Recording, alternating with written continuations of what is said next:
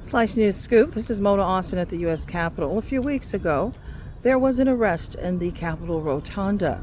It was Pastor William Barber, the pastor who is a leader in civil rights, known for his work in championing causes for poor people here in America and his strong oratorical voice.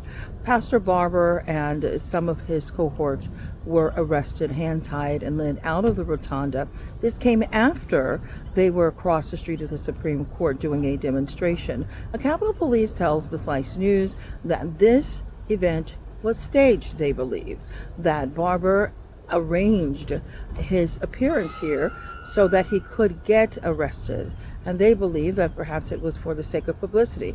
This is not unusual for people who have various causes. We have seen this in the Cannon Office building and other places where protesters have raised their voices for wars, for various political issues.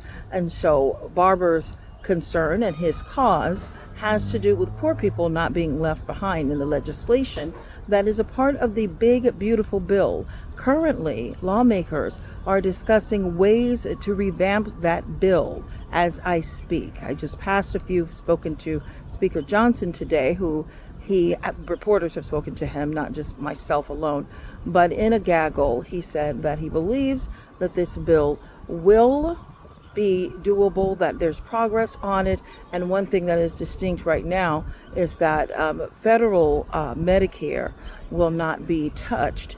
That's a concern that advocates for Medicare, Medicaid have been, or Medicaid specifically, have been wanting to make sure some attention gets on.